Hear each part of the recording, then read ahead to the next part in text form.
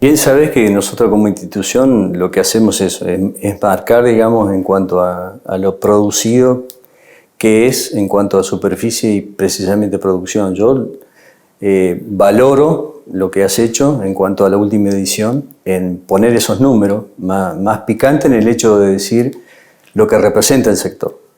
Y no es menor, o sea, el sector agropecuario entrerriano, el agrícola en particular, con los cultivos que lleva adelante, tiene un peso específico importante. A ver, dentro del contexto nacional estamos dentro del 6 y el 7%, que no es menor, pero dentro de lo provincial tiene un peso específico muy, muy fuerte.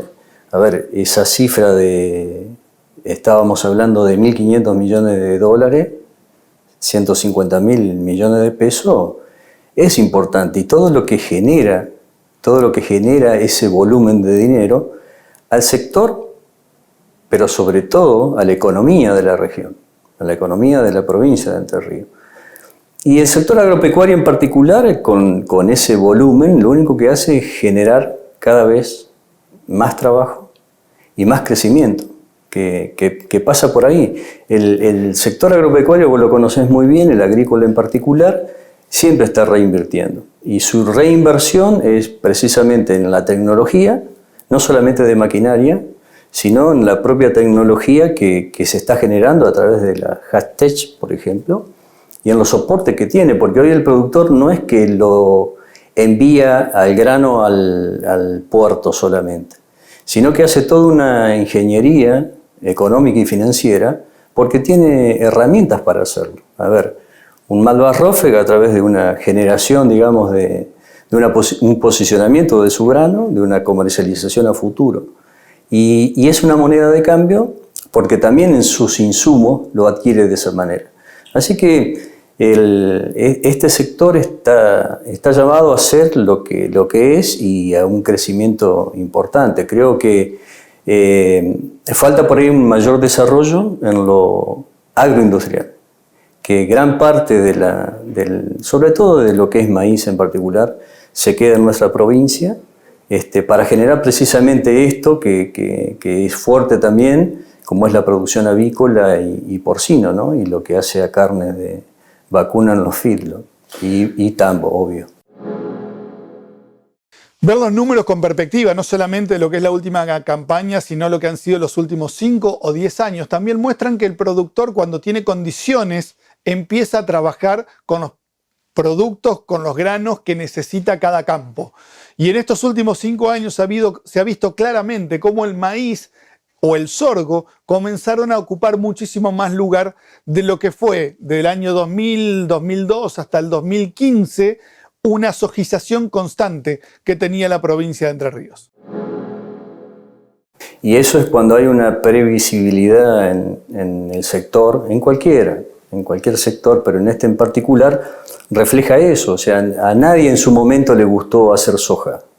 Lo hacíamos porque era la rentabilidad que teníamos en ese momento, el fuerte impacto que tenía de retención un Estado, que obviamente lo necesitaba. Pero más allá de eso, cuando hay una política de Estado dirigida a una combinación de producción, obviamente que reflejase eso. Y también va de la mano de valores, de mercados, de los otros componentes de la producción agrícola. Y lo que ha pasado, que vos lo estás marcando, es esa conversión. Como te comentaba respecto de esa coeficiente de variación que hace 10 años atrás por cada hectárea de lo que hace a maíz y sorgo, para misma fecha de siembra que una soja, que era de 4,4, una hectárea de maíz y sorgo, 1,4 o 4,4 hectáreas de soja. Hoy, al cierre de la campaña pasada, ese número es 1,9, o sea, eso está marcando realmente que ante una buena relación de precios, un buen uso de maíz en cuanto a una conversión local y un precio que, digamos, cierto, el incremento de esta última campaña fue el sorgo, porque tuvo a nivel internacional un precio muy favorable que hizo que se incrementara más del 50% de lo que fue la superficie de la campaña anterior. Pero digo, todo esto que es un beneficio que hace al sustento, digamos, y la conservación del recurso suelo, colabora con una política, digamos, de Estado que sea conducente a este tipo de acciones.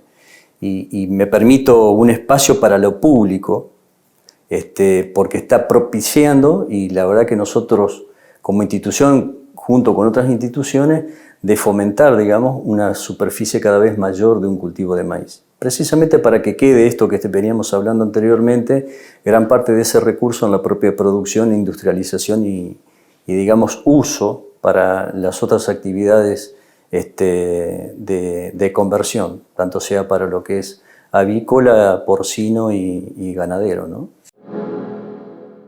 Y esta última campaña dejó también dos datos bastante interesantes, y uno tiene que ver con el arroz y el otro con el girasol. A ver, arroz fue una campaña extraordinaria porque se definió con un año niña, que ese año niña indica precipitaciones por debajo de lo normal y sobre todo con se llama heliofanía, o sea, con una disposición de sol pleno. Entonces impactó considerablemente en la producción unitaria del cultivo de arroz. Se incrementó la superficie y junto con eso una mayor producción. Fue histórico, en los últimos 20 años de producción de arroz fue un promedio cercano a los 8.000 kilos, que eso no se daba, no se ha dado hasta ahora. Así que la verdad que para la provincia y para el sector en particular es más que bueno. Y lo otro es, hay cultivos que vienen incrementándose, si bien no es altamente significativo, pero sí sería más que oportuno que logre un espacio como el que tuvo en su momento un girasol. Hoy el mercado internacional está muy firme con respecto a más que a ese grano, al aceite que se genera de ahí y realmente tuvimos un incremento en la superficie marcado porcentualmente, pero muy poco, digamos, desde el punto de vista del área. Pero son cultivos que deberían ir ganando, digamos, participación, no en desmedro de la soja, pero sí logrando un espacio, cosa que sea más diversificado el área productiva. Hasta acá hemos visto qué es lo que ha pasado con los granos en la última campaña, pero uno de los actores fundamentales y quien más tiene que sobrevivir a cada campaña tiene que ver con el productor. ¿Qué pasa con la rentabilidad del productor? El único crecimiento que tiene el productor es en la productividad por hectárea. Lamentablemente pasa por ahí. ¿Por qué? Porque, digamos, después es una cuestión de mercado en cuanto a los valores internacionales de los granos. Y ya sabemos la avidez, digamos, de un Estado con respecto a lo que tiene de carga impositiva, en todo aspecto. En todo aspecto, o sea, si vos lo mirás, prácticamente el 70% de lo producido se lo queda entre el tipo de cambio y lo que tiene, digamos,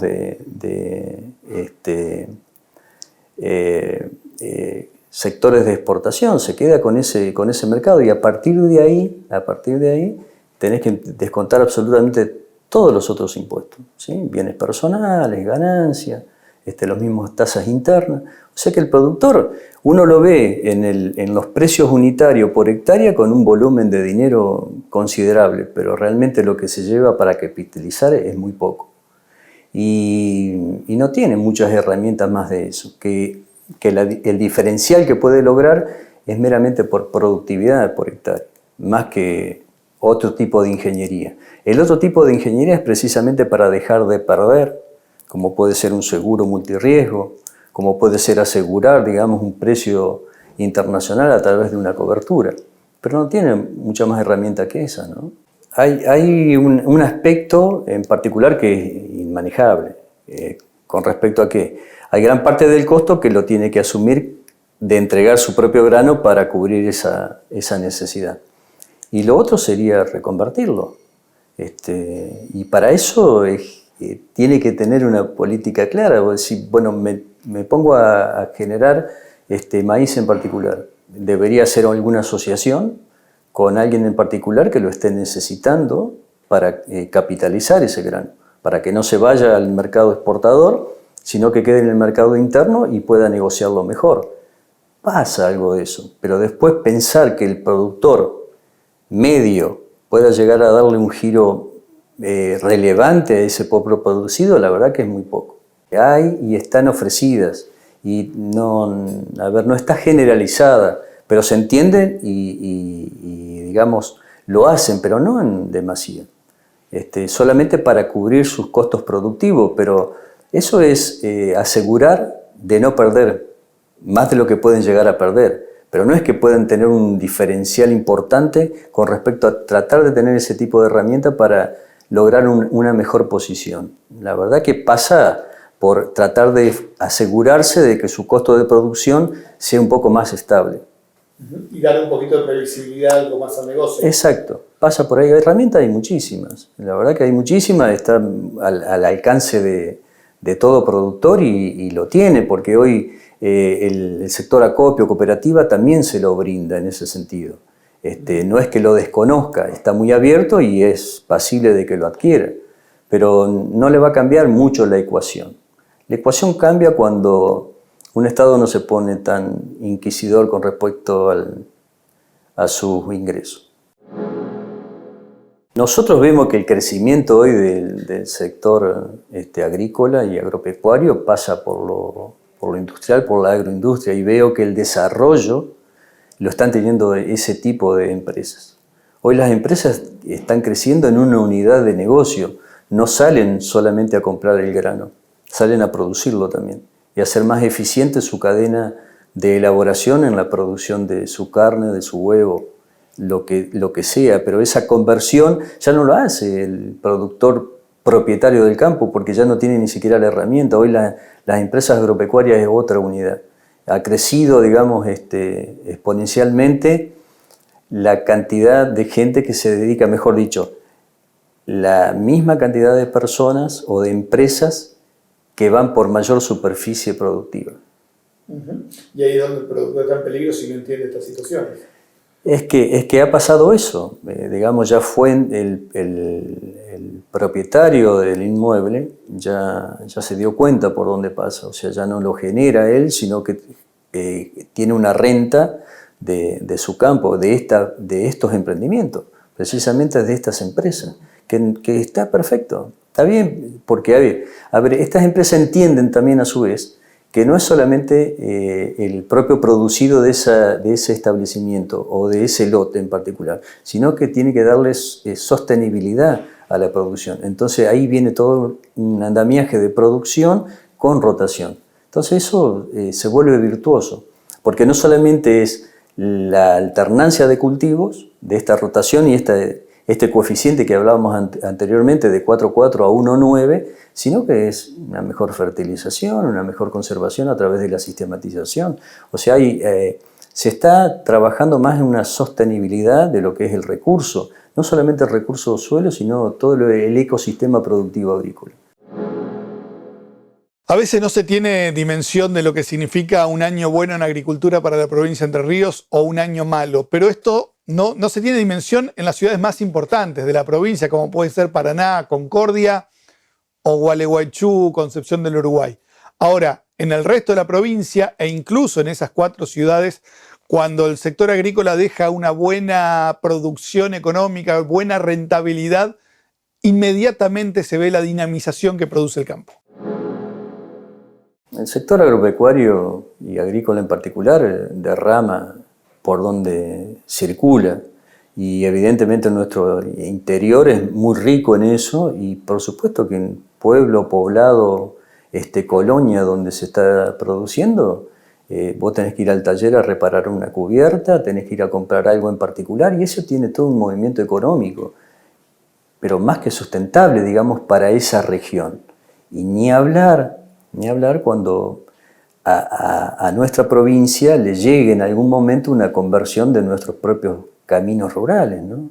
A ver, son kilómetros de caminos rurales en cual prácticamente el 70% de la producción está en caminos que son de tierra, ni siquiera consolidados. Entonces, esa valoración que la tiene el Estado, digamos, en algún momento va a tener que poner las barbas en remojo como para decir, pongámonos a trabajar en ese sentido, porque ¿qué significa eso? Mayor arraigo. Y vos tenés mayor arraigo y ahí van todos, digamos, no solo a producir, sino a afincarse, que de eso se trata. En vez de ser extractivo, expulsivo la producción agropecuaria y aumentar, digamos, la las ciudades en cuanto a población, es afincar precisamente esas personas dentro del ámbito rural.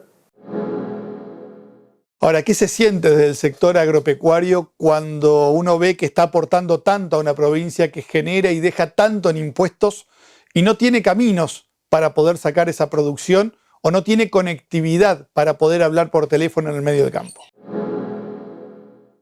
A ver, es fuerte porque desde lo institucional hace años que se vienen trabajando desde el Foro de Entidades Agropecuarias. Vos entendés muy bien que hay reuniones, no te digo en lo cotidiano, pero a lo largo de estos 10 últimos años en forma habitual para decirle al Estado por dónde va y de la forma que se puede llegar a hacer, que la conocen, de lo público-privado. Hay un montón de factores como para que eso vaya mejorando. Lamentablemente hoy el Estado, no solamente provincial, municipal o nacional, tiene otras premuras, ¿sí? Atender otras necesidades. Pero la verdad, estas son realmente necesidades básicas que en algún momento van a tener que ponerle todo el empeño y todo el recurso como para llevarlo adelante. A ver, me parece que siempre nos toca medir desde el punto de vista del Estado una obra que finalice junto con la ejecución del mismo partido, ¿no? O sea, en 4 años parece que tiene que terminar. Y hay obras que llevan toda una vida a realizarla, como estas en particular. Nadie está diciendo que lo disparen de un año para otro o en el término de la gestión de gobierno. Pero alguien lo va a tener que tomar. Se habla mucho y hacemos poco. Pero creo que pasa por ahí, porque hay gran parte del recurso del Estado que está atendiendo otras situaciones que son realmente desesperantes.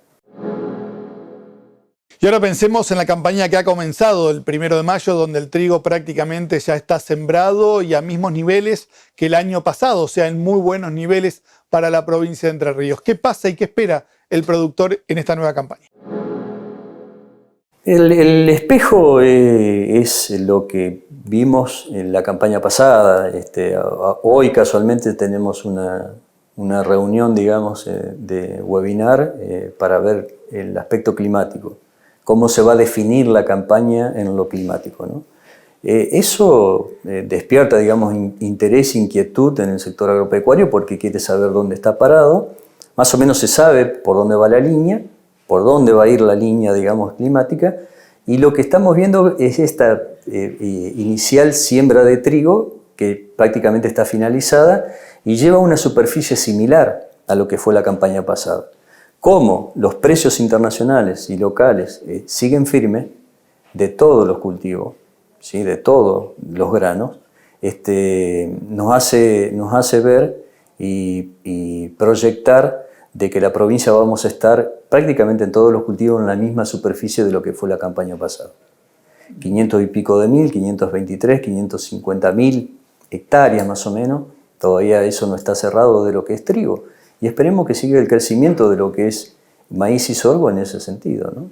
En la campaña pasada se sumaron, creo que fueron 100.000 hectáreas 100.000 hectáreas. Que también es un número claro, casi récord en el siglo de cantidad de hectáreas usada. Esto seguiría en crecimiento, o sea, hay más gente que se está animando a incrementar la superficie, sí, a pesar de las condiciones económicas y políticas. Mira, vos lo marcás, en realidad aumenta la superficie de siembra, pero la superficie sembrada, digamos, mejor dicho, la superficie donde se establece la siembra es la misma. Estamos hablando de 1.700.000 hectáreas más o menos. En el último 10 años prácticamente estamos dentro de esa superficie. Lo que sí está cambiando es ese modelo, digamos, de esa 4,4 a 1,9. Eso significa que hay rotaciones de cultivo. Se incrementó prácticamente en 100.000 hectáreas más con respecto a la última campaña, no esta que pasó, sino la anterior, en trigo. Eso mueve también la balanza. Y sorgo en particular, que digamos, hubo un incremento sustancial y obedeció, llegamos a las 135.000 hectáreas y precisamente lo marcó un mercado internacional que demandaba China en su momento. O sea, nunca se vio un sorgo por encima de los $200 como lo hizo. Hace pocos días vimos una manifestación multitudinaria en la localidad de San Nicolás de todo el sector agropecuario pidiendo medidas a favor, pero más bien pidiendo que no se le siga metiendo la mano encima a las distintas producciones agropecuarias que son la base de la economía, no solo de Entre Ríos, sino de todo el país. Entonces, cuando empieza esta campaña que el productor sabe que tiene que seguir sembrando, ¿con qué estado de ánimo lo hace en estos contextos de tanta incertidumbre, pero sobre todo de tanto manoseo político hacia el sector? Hay mucho pesar, ¿no? ¿Por qué? Por los mensajes tan desencontrados que tenemos por parte del Estado Nacional. Es decir, a ver, que alguien intuya que te pueden usurpar una propiedad, la verdad que es lastimoso. Es penoso en el siglo donde estamos y en el desarrollo mundial que tiene, digamos, en un contexto hacia dónde va el mundo. Y copia, el productor no es ajeno a lo que está pasando. Entonces, lo va a seguir haciendo, eso que marcabas vos. Va a seguir sembrando, pero tiene muchas incertidumbres. Porque su temor pasa, si yo siembro, ¿no será que están mirando mi caja para que cada vez le saquen un poco más? Y eso va a seguir estando, pero no puede dejar de sembrar. Lo va a hacer con descontento, pero lo tiene que hacer. Entonces, el Estado sabe que es así. O sea, sabe que va a seguir sembrando. Y las proyecciones ya lo han marcado, bolsas mucho más grandes que esta, como es Buenos Aires, como es Rosario. La tendencia es un incremento en cuanto a la producción, al área productiva. Y va a seguir sucediendo. Los avatares que tengamos de una política errada no significa que no se pueda seguir produciendo. Lo tenemos que seguir haciendo y lo va a seguir haciendo.